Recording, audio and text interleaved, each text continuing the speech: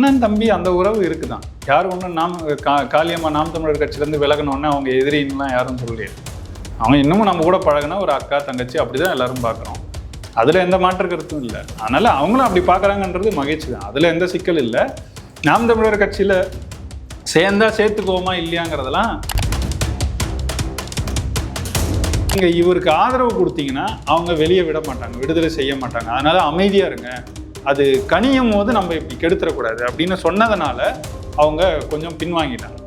கடைசியில் இப்போ 4.5 ஆண்டுகள் முடியும் போது பார்த்தா அன்னைக்கு போய் நின்றுருந்தாலாவது ஒரு தாக்கத்தை ஏற்படுத்தியிருக்கலாம். இவரையும் நம்ம கைவிட்டுட்டோம். கடைசியில் நமக்கு வேண்டிய அந்த விடுதலையும் கிடைக்கலங்கும் போது தான் இப்போ அவங்களுக்கு பெரிய புரிதல் வந்து இது விடுதலைங்கிறது ஒன்று தான். அந்த விடுதலையை அவங்க எப்படி கையாண்டாங்கன்னா இருக்குது. நிறைய வகைகளில் திமுக இவங்களுக்கு துரோகத்தை மட்டுமே தான் செஞ்சிருக்கு. அவங்க வாக்கை மட்டும் மொத்தமாக சுருட்டிக்கிறது, ஆனால் அவங்களுக்கு வேண்டிய அவங்களுக்கு கொடுத்த வாக்குறுதிகளை கூட நிறைவேற்றாமல் இருக்கு. இந்த நிலையில தான் திமுக இருந்திருக்குன்றத இந்த கிறிஸ்தவ இஸ்லாமிய மக்கள் புரிஞ்சுக்கிறாங்க. புரிஞ்சதுனால இப்போ நாம் தமிழர் பக்கம் திரும்புகிறாங்க. நாள் 1லேருந்து நாம் தமிழர் கட்சி என்ன சொல்லுதுன்னா, இவங்க கட்டி வச்சிருக்கிற கட்டிடத்துக்கு வெள்ளையடிக்க வந்தவர்கள் அல்ல, நாங்கள் இந்த கட்டிடத்தை இடித்து விட்டு புதிதாக கட்டிடம் கட்ட வந்தவர்கள் அப்படின்னு அதுதான் செஞ்சுக்கிட்டு இருக்கோம். மக்கள் சிக்கல்களுக்கு போய் நின்றுருக்கோம். எந்த சிக்கலுக்கு கடந்த நீங்கள் 4 ஆண்டுகள் இல்லை 10 ஆண்டுகளை எடுத்துக்கோங்க, எந்த சிக்கல் தமிழ்நாட்டில் எந்த சிக்கலுக்கு அண்ணன் சீமான் போய் நிற்கல, நாம் தமிழர் கட்சி போய் அவங்களோட நிற்கலன்னு சொல்லுங்க. ஒரே ஒரு சிக்கல் சொல்லுங்க.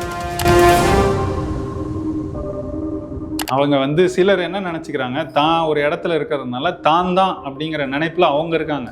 அப்படி இல்லை. அவங்கள மாதிரி இல்லாத அவங்களோட சிறப்பாக செயல்படக்கூடிய இன்னும் 10 பேர் அந்த இடத்துல இருப்பாங்க. இவங்க இங்கேருந்து இங்கே ஏதோ ஒரு அதிருப்தி, அவங்க எதிர்பார்த்த ஏதோ ஒன்று இங்கே கிடைக்கல, அப்போ வேற கட்சிக்கு போகிறேன்னு முடிவெடுத்து போகும்போது அவங்க செய்த வேலையை செய்யறதுக்கு இங்கே ஏற்கனவே 10 பேர் இருக்கவங்கள யாரோ ஒருத்தர் எடுத்துகிட்டு போகிறாங்க. அவ்வளோதான். நாங்கள் ஒன்றும் முடியுமா முடியாதெல்லாம் நாங்கள் யாருமே எதுவுமே சொல்லலை. அதை பற்றி யாருமே பேசல. நாம் தமிழர் கட்சியில் யாருமே அதை பற்றி பேசலை. அவங்க சொல்லட்டும், அவங்களுக்கு இணையணுமா வேணாமா, எதுக்காக வெளியேறாங்க, இப்போ எதுக்காக இணையணும்னு நினைக்கிறாங்க, இதெல்லாம் அவங்க தான் விளக்கணும். அவங்க விளக்கட்டும். அது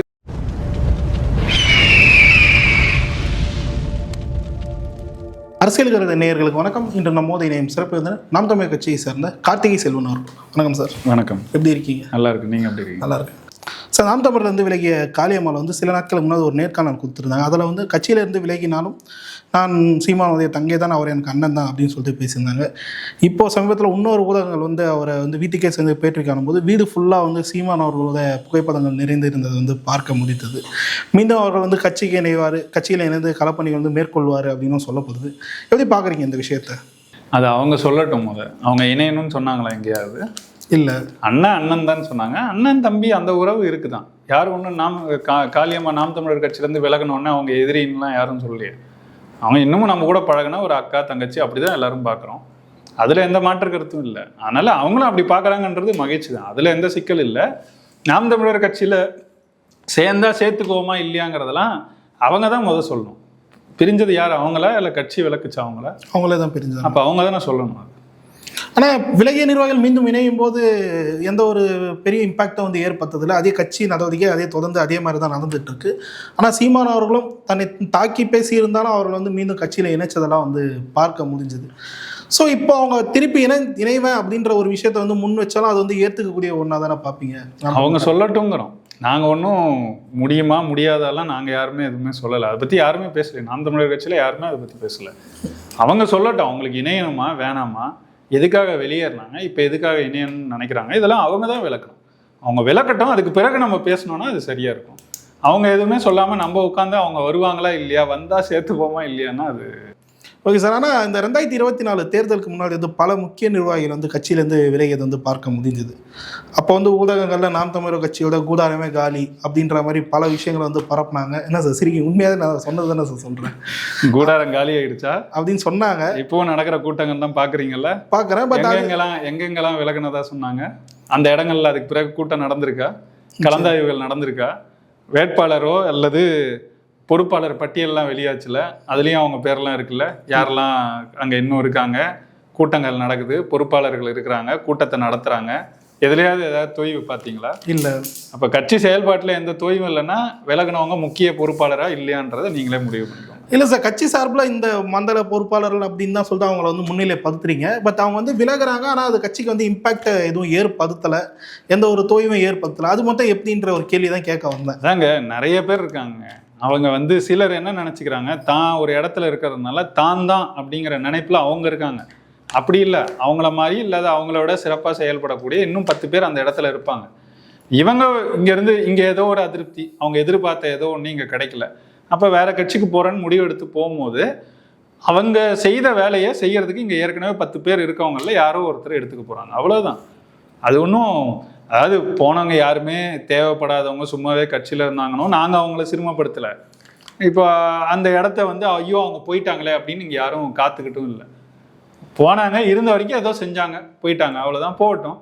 அது இட்டு நிரப்பி அதை விட சிறப்பாக செய்யறதுக்கு இன்னும் நிறைய பேர் இருக்காங்க, அவங்க செஞ்சுட்டு இருக்காங்க, அவங்க இருக்காங்க. ஆனால் விலகிய நிர்வாகிகளில் ஒரு குறிப்பிட்ட சிலரை மட்டும் எடுத்துக்கலாம் சார். இப்போ வேற ஒரு கட்சிக்கு வந்து போய் சேர்ந்துட்டாங்க, ஆனால் அந்த கட்சியில் அதற்கான களப்பணிகளை வந்து செய்யாமல் நாம் தமிழ் சீமான் அவர்களே வந்து விமர்சிப்பதையே வந்து முக்கிய வேலையாக வச்சுட்டு பல ஊடகங்களில் உட்காந்து பேசிட்டு வராங்க.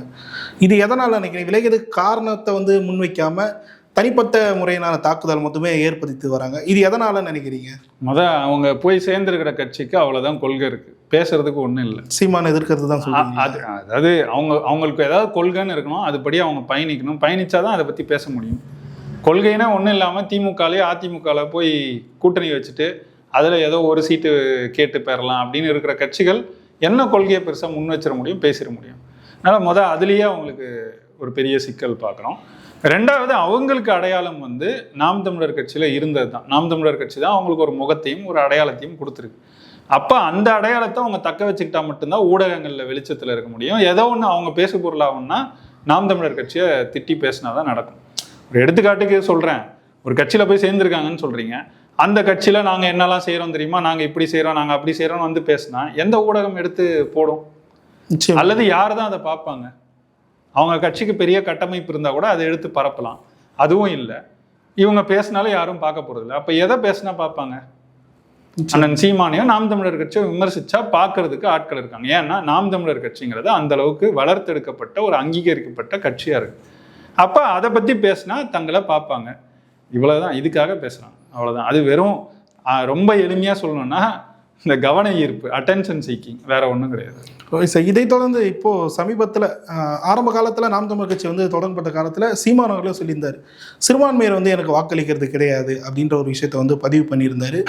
அதுக்கப்புறம் இது மாதிரி பொதுவாக பேசும்போது சாத்தான்களின் பிள்ளைகள் தான் அப்படின்னு சொல்லிட்டு ஒரு விஷயத்த சொன்னது வந்து மிகப்பெரிய இஷ்யூவாகவும் ஆச்சு. இப்போ தொடர்ச்சியாக வந்து ஐயா ததாரகிம் அவர்கள் வந்து இஸ்லாமியர்களான கேள்வி பதில் நிகழ்ச்சியில் வந்து சீமானர்களை வச்சு ஒரு நிகழ்வு வந்து ஏற்படுத்தினது. அதை தொடர்ந்து இன்னொரு நிகழ்வும் அதே மாதிரி நடந்ததெல்லாம் வந்து பார்க்க முடியுது. ஸோ இந்த சிறுபான்மையர் மத்தியில் வந்து இப்போ நாம் தமிழருக்கான ஒரு ஸ்கோப் வந்து ஓப்பன் ஆகியிருக்கான்ற ஒரு கேள்வி வந்து எழ தொடங்கி, இது எப்படி பார்க்குறீங்க? நாங்கள் அவங்கள சிறுபான்மையாகவே பார்க்கல. நீங்கள் வந்து பெரும்பான்மை தமிழ் தேசிய இஸ்லாமிய மக்கள் அவங்க அப்படி தான் பார்க்குறோம்.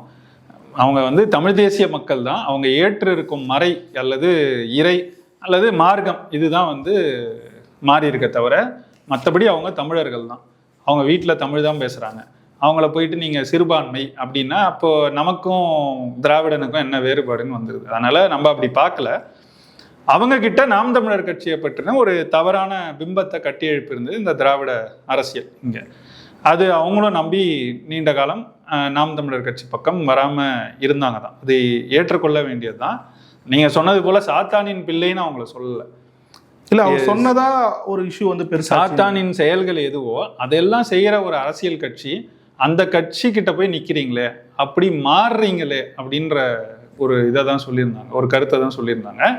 அதை வந்து பார்த்தீங்களா, இஸ்லாமியரை சாத்தானின் பிள்ளைன்ட்டார், கிறிஸ்தவ இஸ்லாமியரை இப்படி சொல்லிட்டாரு அப்படின்னு பரப்புனாங்க.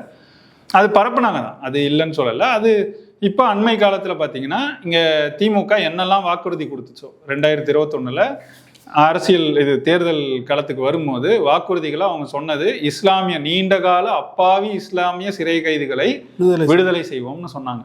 இப்போ 4.5 ஆண்டுகள் ஆயிடுச்சு, இன்னும் எதுவுமே செய்யலை. அப்படின்னும் போது அவங்களுக்கு உண்மை புரியுது. என்னன்னா, அண்ணன் சீமான் கிட்டத்தட்ட 2022 தொடர்ச்சியாக அந்த சிக்கலை பற்றி பேசினார். பல மேடைகள் தமிழ்நாடு முழுக்க சுற்றி வந்து அந்த சிக்கலை பற்றி பேசி ஒரு பெரிய பேசு பொருளாக்குனார். அப்போ கூட இஸ்லாமியர்கள் பெரிய அளவுக்கு வந்து ஆதரவு கொடுக்கல. காரணம் என்னன்னா, நீங்க இவருக்கு ஆதரவு கொடுத்தீங்கன்னா அவங்க வெளியே விட மாட்டாங்க, விடுதலை செய்ய மாட்டாங்க, அதனால அமைதியா இருங்க, அது கனியும் போது நம்ம இப்படி கெடுத்துடக்கூடாது அப்படின்னு சொன்னதுனால அவங்க கொஞ்சம் பின்வாங்கிட்டாங்க. கடைசியில் இப்போ 4.5 ஆண்டுகள் முடியும் போது பார்த்தா அன்னைக்கு போய் நின்றிருந்தாலாவது ஒரு தாக்கத்தை ஏற்படுத்தியிருக்கலாம். இவரையும் நம்ம கைவிட்டுட்டோம், கடைசியில் நமக்கு வேண்டிய அந்த விடுதலையும் கிடைக்கலங்கும் போது தான் இப்போ அவங்களுக்கு பெரிய புரிதல் வந்திருக்கு. இது விடுதலைங்கிறது ஒன்று தான், அந்த விடுதலையை இவங்க எப்படி கையாண்டாங்கன்னுலாம் இருக்கு. நிறைய வகைகளில் திமுக இவங்களுக்கு துரோகத்தை மட்டுமே தான் செஞ்சிருக்கு. அவங்க வாக்கை மட்டும் மொத்தமாக சுருட்டிக்கிறது, ஆனால் அவங்களுக்கு வேண்டிய அவங்களுக்கு கொடுத்த வாக்குறுதிகளை கூட நிறைவேற்றாமல் இருக்கிறது. இந்த நிலையில தான் திமுக இருந்திருக்குன்றத இந்த கிறிஸ்தவ இஸ்லாமிய மக்கள் புரிஞ்சுக்கிறாங்க. புரிஞ்சதுனால இப்போ நாம் தமிழர் பக்கம் திரும்புறாங்க அவங்க. ஆனால் இப்போ சார் இந்த திமுக வந்து சொல்ல அளவில் வந்து விமர்சித்தாலும் கடுமையான தாக்குதலை வந்து நாம் தமிழர் தரப்பில் வந்து மேடைகள் வந்து வைக்கிறாங்க. இது வந்து ஒரு புறம் இருக்குது. மறுபுறம் வந்து கிரவுண்ட் லெவலில் ரொம்ப வீக்கெண்ட் பண்ணுறாங்களோ அப்படின்ற ஒரு கேள்வி வந்து இருக்கு. நாம் தமிழர் வந்து திமுக வந்து வீக்கெண்ட் பண்ணுறாங்களோன்ற ஒரு கேள்வி வந்து இருக்கு. குறிப்பாக இந்த பறையர் சமூகத்துக்கான ஒரு இஷ்யூஸை எதிர்த்து பேசுகிறதா இருக்கட்டும், அவர்கள் தலைவர்கள் வந்து முன்னிறுத்துறதா இருக்கட்டும், அதே மாதிரி இருந்தது இப்போ இஸ்லாமியர்கள் மத்தியில் வந்து அவர் நாம் தமிழர் கிடைத்துக்கூடிய அந்த ஹோப்பாக இருக்கட்டும், இந்த விஷயங்கள்லாம் திமுக வந்து அந்த கோர் ஓட் பேங்கே வந்து பாதிக்கக்கூடிய ஒரு விஷயமா வந்து அமைஞ்சிருக்கு. இந்த விஷயத்தை எப்படி சார் பார்க்குறீங்க? இல்லை, இவங்க கோர் ஓட் பேங்க்கு அதை போய் நம்ம பாதிக்கணும்லாம் செய்யலை. இது நம்ம கடமையை செய்கிறீங்க. அதை வந்து எங்களோட விஷயம் அது மாறுதுன்னா நல்லது தானே, மாற்றணும் தானே, எல்லாரையும் ஒன்றிணைக்கணும். இப்படி என்னன்னா எல்லாரையும் தனித்தனியாக வச்சிருக்கிறது. கிறிஸ்தவர் கூட்டங்கள் தனியாக நடக்கும், இஸ்லாமிய கூட்டங்கள் தனியாக நடக்கும். கிறிஸ்தவர் இஸ்லாமியரும் ஒன்றா சேர மாட்டாங்க. சேர விடாமல் இந்த திமுக கட்டமைப்பை பார்த்துக்கும். இது வந்து ரொம்ப இழிவான அரசியல்னு நாங்கள் பார்க்குறோம். இதே மாதிரி நீங்கள் சொல்லும் போது கூட சொன்னீங்க பறையருக்கான இதெல்லாம் பேசுங்க, அவங்க தலைவர்களை முன்னிறுத்துறீங்க. அவங்க தலைவர்கள் இல்லை, அவங்களாம் நம்ம தலைவர்கள், தமிழ் தலைவர்கள். இப்படி தான் 2 நாள் முன்னாடி அண்ணன் திருமாவளவன் பேசும்போது கூட ரெட்டமலை சீனிவாசனா பறையரோட தலைவர்னு சொல்கிறாங்க. யார் சொன்னது யாரு? உங்கள் ஈவேரா தான் சொன்னார். உங்கள் ஈவேரா தான் அவரோட படத்தை எடுக்கும்போது எந்த மேடையில் நின்று பேசுகிறீங்களோ அந்த கி வீரமணி, அந்த திராவிட கழகம், அவங்க தான் படம் எடுத்தாங்க. படம் எடுக்கும் போது அதில் ஈவேரா கிட்ட ரெட்டமலை சீனிவாசன் இப்படி வரா மாதிரி ஒரு காட்சியை வச்சாங்க. ரெட்டமலை சீனிவாசன் ஐயா ஈவேராவை விட 20 ஆண்டுகள் மூத்தவர். அவர் இப்படி வருவாராம், ஐயா ஐயான்னு அவர் சொல்லுவாராம். இவர் வந்து அவரை ரொம்ப ரெட்டமலை பார்த்தீங்களா ரெட்டமலை அப்படின்னு பேசுவாராம். இப்படி காட்சி வச்சான்ல, அவனை நீங்கள் கேட்டிருக்கணும். அவனை கேட்டிருந்தீங்கன்னா உங்களுக்கு கேட்கறதுக்கான தார்மீகம் இருக்குன்னு சொல்லலாம். அது மட்டும் இல்லாமல் ரெட்டமலை சீனிவாசன் ஐயாவை இங்கே யாரும் பறையரோட தலைவர்னா சொல்லலை. அவரு பறையர் குடியிலிருந்து வந்திருக்கலாம், அவங்களுக்கு இருந்த சிக்கல்களை பேசியிருக்கலாம். ஆனால் ஒட்டுமொத்த ஒடுக்கப்பட்ட மக்களின் குரலாக தான் அவர் இருந்தார். தமிழர்களின் தலைவராக தான் நம்ம அவரை பார்க்கணும். அப்படி பார்க்கறதுனால எங்களுக்கு அந்த எண்ணம் என்றைக்குமே இல்லை. என்னால் இப்போவும் சொல்ல முடியும், அடித்து சொல்ல முடியும். ஒரே ஒரு மேடையில், நாம் தமிழர் கட்சி மேடையில் ரெட்டமலை சீனிவாசன் பறையர்களின் தலைவர்னு பேசினதை காமிச்சிட்டிங்கன்னா நான் அரசியல் பேசுறதை நிறுத்திடுறேன். அப்படி கிடையாது, பேசவும் மாட்டோம், யாரையுமே பேச மாட்டோமே. நாங்கள் எல்லாரையும் தமிழின தலைவர்கள், தமிழின பெரும் அடையாளங்கள் தானே சொல்கிறோம். இப்போ நாங்கள் எப்படி சொல்லுவோம்? அதனால நம்ம அப்படி பார்க்கல. இது எல்லாமே பேச வேண்டிய அரசியல் தான். இங்கே சமூக நீதின்னு பேசிக்கிட்டு உண்மையிலே அடிப்படை நீதியே கிடைக்காம இருக்கு. இவங்களுக்கு என்ன கிடைச்சிருக்கணுமோ, இவங்களோட மக்கட்தொகை அளவுக்கான அங்கீகாரம் இவங்களுக்கு அரசியலில் கிடைச்சிருக்கணும், கல்வியில் கிடைச்சிருக்கணும். கிடைச்சிதான்னா கிடைக்கல. அதில் எடுத்து உள்ளொதுக்கீடுன்னு நீங்கள் யாருக்கு ஒதுக்குனீங்கன்னு எல்லாத்தையும் பார்க்குறோம். அப்போ இப்படி நடக்கும்போது அவங்க அதுலேயும் புறக்கணிக்கப்பட்டிருக்கிறாங்க. அது மட்டும் இல்லாமல் நீங்கள் இது அரசியல் தளத்தில்னு பார்க்குறோம், இன்னும் எல்லா தளங்கள்லையும், சமூக தளங்களில் அவங்களுக்கு சரியான ஒரு அங்கீகாரம் கிடைக்கல. அப்படி கிடைக்காத ஒரு நிலையில அதை எடுத்து பேச வேண்டியது நம்ம கடமை தானே. நிச்சயமா. பஞ்சமி நிலம்ங்கிறது மிக மிக அடிப்படை. நீ கூட கொடுக்கல, அதை வெள்ளைக்காரங்காலத்துல கொடுக்கப்பட்டது. அதை நீ எப்படி பிடுங்கி வச்சுக்கிட்டு கொடுக்காம இருப்ப? அதை எப்படி நீர்த்து போக வைப்ப? இதெல்லாம் செஞ்சுட்டு நீ சமூக நீதினு பேசினா அது எப்படி சரி? அதை கேள்வி கேட்கணும். அந்த பஞ்சமி நிலங்களை மீட்கணும். இதற்கான குரலாக நாம் தமிழர் கட்சி ஒலிக்குதுன்னா அது எங்களோட கடமை, அதனால ஒலிக்கிறோம், அவ்வளவுதான். இதே இந்த இனத்துல பிறந்ததுனால இனத்தில் இருக்கிற எல்லாருக்குமான குரலாக நாம் தமிழர் கட்சி இருக்கணும்னு நினைக்கிறோம். அதுக்கு தான் எல்லாருக்குமான சிக்கல்களுக்கு போய் நிற்கிறோம், பேசுகிறோம். அதில் ஒன்றும் நாங்கள் அந்த வாக்குக்காகலாம் பேசலை. அதே மேடைகள்லாம் அண்ணன் சீமான் பேசுனதை பார்க்க முடியும். உங்கள் வாக்குக்காக நான் வந்து பேசலை, என் கடமை நான் பேசுகிறேன். பாருங்க, சரின்னு தோணுனா வாக்கு செலுத்துங்க, இல்லைன்னா எங்களுக்கு யாருக்கு தோணுதோ அவங்களுக்கே செலுத்துங்கன்னு சொல்றேன். குறிப்பாக இந்த பஞ்சமி நில மீட்பு அந்த விஷயம் எடுக்கும்போது பறைய சமூக வாக்குகளை குறி வச்சு இந்த மாதிரி விஷயங்களை வந்து பண்ணுறாரு அப்படின்னு சொன்னாங்க. கல் விஷயத்தை வந்து கையில் எடுக்கும்போது நாதார் சமூக வாக்குகளை குறி வச்சு பண்ணுறாரு அப்படின்னு சொன்னீங்க. ஆனால் இப்போ நேற்றைய தினம் அடுத்தடுத்து 3 மாநாடுகள், மலை, தண்ணீர் மாநாடு, கடல் மாநாடு அப்படின்னு சொல்லிட்டு ஒரு வித்தியாசமான மாநாடுகளை வந்து அறிவிச்சிருக்காங்க. இதில் இந்த சாயமும் ஒரு பக்கம் பூச முடியலன்னு திராவிடம் தரப்பில் கதறுவதை வந்து பார்க்க முடியுது. இந்த மாநாடுகளின் முக்கியத்துவம் என்னன்னு நினைக்கிறீங்க சார்? இப்போ இங்கே வந்து இதெல்லாம் இல்லாமல் நம்மளோட வாழ்வு இல்லைங்க. நீங்கள் ஏற்கனவே நடந்தது நம்ம பார்த்தோம். ஆடு மாடுகளின் மாநாடு. ஆடு மாடு ஒவ்வொரு நாளும் நீங்களும் நானும் நம் வாழ்வியலில் ஆடு மாடு இல்லாமல் நம்ம வாழ்வியல் இருக்காது. பால் குடிக்கிறோம், பால் சார்ந்த பொருட்களை பயன்படுத்துகிறோம், கறி சாப்பிட்றோம். இது இவ்வளவு பயன்பாடுகள் நமக்கு இருக்குது. அப்போ இதுக்கு ஆடு மாடு தேவை. அதற்கு ஆடு மாடு நல்ல ஆடு மாடாக இருந்தால் தான் நமக்கு நல்ல சத்தான உணவு கிடைக்கும். அப்படி இருக்கணும்னா அதுக்கு சரியான மேய்ச்சல் நிலங்கள் தேவை. அந்த உரிமையை பேசுகிறோம். அதே மாதிரி மரங்களின் மாநாடு. காற்றுக்கு அதே கூட்டத்தில் அண்ணன் சீமான் பேசுனது தான். 4500 ரூபாய் 4500 கோடி ரூபாய் எதுக்கு? தூய காற்றுக்குன்னு ஒதுக்குனாங்களே ஒன்றிய அரசு. அப்போ நீங்கள் போய் கேட்டிருக்கணும், ஏன்டா முட்டா பசங்களா, மரத்தை நட்டு வச்சா அதுவே செஞ்சிருமே, அது எதுக்குற 4500 கோடி கொடுத்து நீங்கள் என்னடா எங்கேருந்துடா புதுசாக காற்று கொண்டு வர போகிறீங்க நீங்கள் கேட்டிருக்கணும். அது வேணாம், அந்த காசை தமிழ்நாட்டுக்கு சேர வேண்டிய காசை கொடுங்க, நாங்களே பல கோடி மரங்களை நட்டு தூய காற்றை நாங்களே உற்பத்தி செஞ்சுக்கிறோம் நீங்கள் சொல்லியிருக்கணும். செய்யலைல்ல. உங்களுக்கு அந்த நோக்கம் இல்லை. அந்த நோக்கம் இருக்கிற கட்சி அதை கையில் எடுத்து பேசுது. அதுபோல தான் இப்போ மலைகள். மலை இருந்தால் தானே நமக்கு ஆறு, மலையில இருந்தானே வருது. அப்போ அந்த புல்வெளி, மலை மேலே இருக்கிற அந்த புல்வெளி இருக்கணும். அதில் தான் இந்த அங்கேருந்து கொட்டுற மழையை வந்து அது தேக்கி வச்சுக்கும். அதுக்கு பிறகு அது நமக்கு கொடுக்குற நீர் தான் ஓடி வந்து அருவியாக விழுது. அந்த அருவி தான் அதுக்கு பிறகு கடந்து வந்து ஆறா வருது. ஆறா வரதை பயன்படுத்தி தான் இன்னைக்கும் நம்ம வாழ்ந்துக்கிட்டு இருக்கோம். இங்கே விவசாயம், வேளாண்மை நடந்துக்கிட்டு இருக்கு. அப்போது அந்த அடிப்படையே அங்கேருந்து தான் வருது. அந்த எல்லா மலையும் மொட்டையாக வெட்டினோன்னா அங்கே அதுக்கு பிறகு அந்த நீரை உற்பத்தி செய்கிற அந்த அந்த அந்த ஈகோ சிஸ்டமே வந்து கெட்டு போயிடுது. அப்போ கெட்டு போச்சுன்னா எங்கேருந்து கிடைக்கும் உங்களுக்கு? அப்போ மலை எவ்வளோ முக்கியம்னு நம்ம பார்க்குறோம். அதனால் அந்த மலை வேணும். அந்த மலைகளை நொறுக்கி சாண்டுன்னு கொண்டு போகிறதும் குவாரி ஆக்கிறதையும் எதிர்க்குது நாம் தமிழர் கட்சி. இதெல்லாம் இல்லாமல் இங்கே வாழ்க்கை இல்லை, உயிர்கள் இல்லை. அதனால தான் அதை காக்கணும்னு நினைக்கிறோம். அதுக்காக ஒரு மாநாடு போடுறோம். அதே மாதிரி கடல் அம்மா மாநாடுன்னு ஒன்று, அதுதான் தூத்துக்குடியில் சொல்லியிருக்காங்க. அது வந்து கடல் சார்ந்து தான் இன்றைக்கும் கிட்டத்தட்ட 30-40 விழுக்காடு மனிதர்கள், ஒட்டுமொத்த உலக மனிதர்களின் உணவு கடல்ல இருந்து வருது அப்படின்னு சொல்றாங்க. அப்ப எவ்வளவு முக்கியமானது அது. 3 1 பங்கு உணவே உங்களுக்கு கடல்ல இருந்தா வருது. அதுல எண்ணத்தெல்லாம் கொண்டு போய் கொட்டுறோம் நம்ம. அப்ப அதை தூய்மையா வச்சுக்கணும். அது சரியா இருந்தால் தான் நமக்கான உணவும் கிடைக்கும். அதுல பெரிய பொருளாதாரம் இருக்கு. தமிழ்நாட்டில் பெரிய கடற்கரை இருக்கு. அது சார்ந்து வாழ்ற மக்களோட வாழ்வியல் இருக்கு. அப்போ அதுக்காக அது முக்கியன்றதுனால அதை பத்தி பேசுறோம். நீர் இல்லாம இங்க உயிர்கள் இல்லை, வாழ்வு இல்லை. அதுதான் நீருக்கான மாநாடு. அது தஞ்சாவூர்லன்னு சொல்லியிருக்காரு. இப்போ இது எல்லாமே வந்து மக்களுக்கான வாழ்வியலுக்காக தான். இவர் என்னப்பா மலைக்காக பேசுறாரு, மரத்துக்காக பேசுறாரு, கடலுக்காக பேசுறாரு, நீருக்காக பேசுறாருன்னா இது இல்லாம மனிதர்கள் வாழ முடியாது. ஆனால் மற்ற 3 கட்சிகள் வந்து கமர்ஷியலைஸாக மக்களை அணுகிறாங்களா சார் தேர்தலை முன்னிட்டு? நாம் தமிழர் கட்சி மட்டும் போராட்ட வடிவில் அணுகிறாங்களா இந்த தேர்தல்ன்ற ஒரு கேள்வி வருது. இது வந்து பிரச்சாரமாகவும் பார்க்கலாமா இந்த விஷயத்த? எல்லாம் சேர்ந்தது தாங்க. இது ஒன்றும், அதாவது இதெல்லாம் அரசியல் இல்லைன்னு நமக்கு கற்பித்து வச்சிருக்கிறான்ல, அதை ஒட்டி இந்த கட்சிகள் அரசியல் செய்யுதுல, அதுதான் பிழையான அரசியல். நாள் 1லேருந்து நாம் தமிழர் கட்சி என்ன சொல்லுதுன்னா, இவங்க கட்டி வச்சிருக்கிற கட்டிடத்துக்கு வெள்ளையடிக்க வந்தவர்கள் அல்ல, நாங்கள் இந்த கட்டிடத்தை இடித்து விட்டு புதிதாக கட்டிடம் கட்ட வந்தவர்கள் அப்படின்னு. அதுதான் செஞ்சுக்கிட்டு இருக்கோம். இவங்க சொன்னதை அரசியல்னு செய்யணும்னா அவங்க கூட இப்போ நிற்கலாமே. நாங்கள் ஏன் தனித்து நிற்கணும்? எங்களுக்கு அரசியல் பார்வை, எங்களுடைய நோக்கம்னு ஒன்று இருக்குது. அது ரொம்ப பெரிய நோக்கம். அதை நோக்கி போகிறோம். அப்போ நாங்கள் இதெல்லாம் தான் செய்கிறோம். அதுக்காக அவங்க பேச மறுத்ததையும் நாங்கள் பேசியிருக்கிறோம் பல இடங்கள்ல.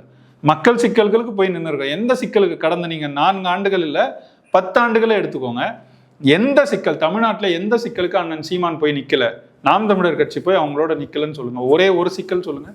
எல்லா சிக்கலுக்கும் நின்று இருக்கோமே.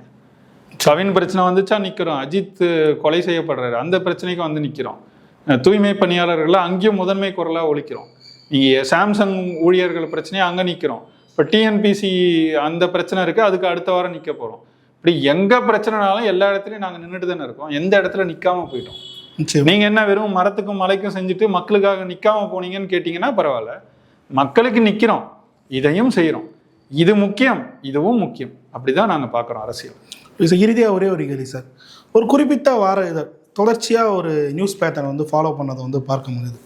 ஆரம்ப காலத்தில் வந்து ரஜினி அவர்கள் வந்து சீமான் அவர்கள் வந்து சந்தித்த போது வந்து காவி கட்டும் சீமான் அப்படின்ற ஒரு விஷயத்தை வந்து வெளியிட்டாங்க. அது மிகப்பெரிய இஷ்யூவாகவும் ஆச்சு.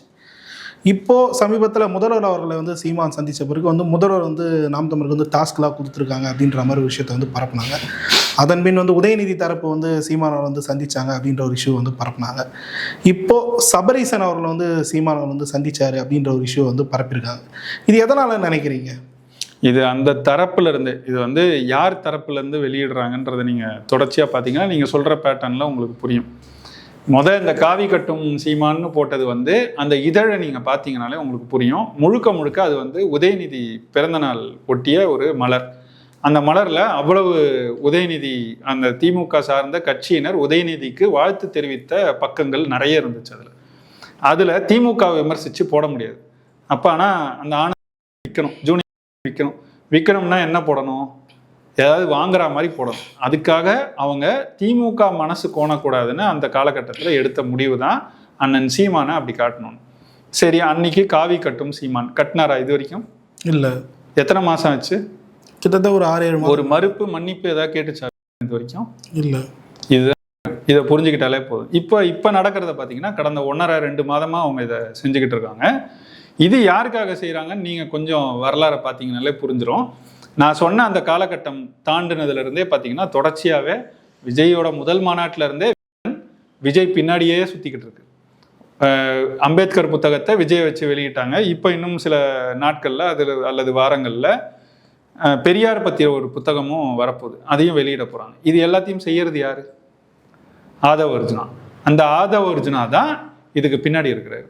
அவர் உட்கார்ந்துக்கிட்டு நாம் தமிழர் கட்சிக்கு எதிராக, ஏன்னா நாம் தமிழர் கட்சி கொள்கை ரீதியாக பல கேள்விகளை எழுப்புது. தாவேகா தரப்புலேருந்து அதுக்கு யாரும் பதில் சொல்ல முடியல. அது பதில் சொல்கிற அளவுக்கு அங்கே அரசியல் இருந்தால் தானே பதில் சொல்லுவாங்க, இல்லை, அதனால சொல்ல முடியல. அப்போ என்ன செய்யலாம்னு சிந்திச்சு திமுக எதை செய்யுமோ, பாஜக எதை செய்யுமோ அதையே தான் தாவேகாவும் செய்யுது. இந்த நரேட்டிவை செட் பண்ணணும். நாங்கள் சொல்லலை, இது அவங்க ஆதரவாக பேசுகிற சவுக்கு சங்கர் அவரோட சேனலில் பேசும்போது விஜய்கிட்டேயே இந்த ஆனந்த சார்ந்த ஒருத்தரை கூட்டிகிட்டு போய் உட்கார வச்சாங்க. அவர் தான் முக்கியமாக இந்த என்ன வரணும், அட்டைப்படத்தில் என்ன போடணுங்கிறதெல்லாம் அவர் தான் முடிவு செய்கிறாரு. அவரே போய் விஜயை பலமுறை சந்தித்து பேசியிருக்கிறாரு. நாங்கள் சொல்லலை. அதே தாவேகாக்கு சொம்பு தூக்குற சவுக்கு சங்கர் சொன்னார். அவர் தான் தவறான நிறைய அட்வைஸ்லாம் கொடுக்குறாருன்னு. அட்வைஸ் கொடுக்குறாரு அவங்களுக்காக ஒரு செயல்பாடாகவும் அவங்களோட இதழில் இந்த மாதிரி செய்திகளை வர வச்சு என்ன செய்கிறாருன்னா, தாவேகாவை நாம் தமிழர் எதிர்க்குதுன்னா காரணம் திமுக அப்படின்னு கட்டமைக்க விரும்புது. நான் ஏற்கனவே நம்ம பேசுனதுல சொன்னேன், 1 மணி நேரம் அண்ணன் சீமான் பேசினா 1-2 நிமிஷம் தான் இது வரைக்கும் விஜயை பற்றி பேசுறாரு. தொடர்ச்சியாக அப்படி பேசினா 1/2 மணி நேரம். இப்போ திமுகவுக்கு எவ்வளோ நேரம் பேசுகிறாரோ ஒரே ஒரு கூட்டத்தில் அதை மாதிரி திருப்பி விட்டு விஜயை பற்றியோ அல்லது தாவேகாவை பற்றியோ பேசுனா தாங்குவாங்களான்னு இவங்க தான் யோசிச்சுக்கணும். அதனால் அவங்க கட்டமைக்கணும்னு நினைக்கிறதெல்லாம் கட்டமைக்கட்டும். அதெல்லாம் எந்த சிக்கல். இது வரைக்கும் விகடன் என்னென்னவோ வேலை செஞ்சுருக்கு. நீங்கள் இப்போ இல்லை, 15 ஆண்டுகளாக நாம் தமிழர் கட்சி இப்படி தான் காட்டணும்னு விரும்பியிருக்கு, காட்டியிருக்கு. யாரோ ஒருத்தரை குளிர்விக்கிறதுக்காக இதை செஞ்சாங்க, இப்போவும் செய்கிறாங்க. இப்போ விஜய்க்காக செய்கிறாங்க. இவ்வளவு நாள் செஞ்சது திமுகவுக்காக, பாஜகவுக்காக, யாரோ ஒருத்தருக்கு செஞ்சாங்க. இப்போ தாவேகாவுக்காக செய்கிறாங்க. இதை இன்னும் அடுத்த நிலையில் ஒரு பதிலோட சொல்லி முடிக்கிறேன். இந்த 10-11 மாதங்களில் எடுத்து படித்து பார்த்தீங்கன்னா திமுக பற்றிய விமர்சனம் இருக்கும், அதிமுக பற்றின விமர்சனம் இருக்கும், பாஜக பற்றின விமர்சனம் இருக்கும், காங்கிரஸ் பற்றின விமர்சனம் இருக்கும், நாம் தமிழர் கட்சியை பற்றி எப்பவுமே இருக்கும். தாவேகாவை பற்றி ஒரே ஒரு விமர்சனம் ஆனந்த்லையோ ஜூனியர்லையோ நீங்கள் காமிங்க, இல்லை, இருக்கவே இருக்காது. ஏன் எல்லா கட்சியும் விமர்சிக்கிற இந்த ஏன் விஜயை மட்டும் விமர்சிக்காது? பெரியார் புத்தக வெளியீட்டுக்கு வரலன்னா இவங்களோட புத்தகம் விற்காது, அவ்வளவுதான். இவ்வளவு குறுகிய எண்ணம், நோக்கம் தான், பொருளாதாரம் தான். அவங்களுக்கு பெருசாக ஊடகத்தை நடத்த முடியல. நீங்களே பார்த்துருப்பீங்க, அவங்க அலுவலகத்திலே ஒரு பகுதியை வந்து வாடகைக்கு விட்டாங்கன்னு சொல்கிறாங்க. ஒரு 75 பேரை கால அவகாசம் கூட கொடுக்காம வேலையிலேருந்து வெளியேற்றினாங்கன்னு சொன்னாங்க. இது எதுக்குமே பதில் சொல்லலையே. எல்லாரையும் கை நீட்டி குறை சொல்லும் இதுக்கெல்லாம் இது வரைக்கும் பதில் சொன்னதே கிடையாது. அதனால இப்போ அவங்களுக்கு அந்த பொருளாதார நெருக்கடி இருக்கு. அதுல இருந்து தற்காத்துக்கிறதுக்காக அவங்களுக்கு யார் காசு கொடுத்தாலும் அவங்களுக்காக கூவுவாங்க. ரொம்ப எளிமையா சொல்றேன், அடுத்த மாசமே ஒரு 25 லட்சத்தை நாம் தமிழர் கட்சியிலிருந்து தூக்கி போட்டா நமக்காக நம்ம யாரை கடிக்க சொல்றோமோ அவங்களை கடிக்கும், அவ்வளவு. அதனால இதுக்கு மேல பற்றி பேச வேண்டிய தேவையில்லைன்னு நினைக்கிறேன். ஓகே சார், பல்லருக்கு தெரியும் நேரத்துக்கு நன்றி, வணக்கம்.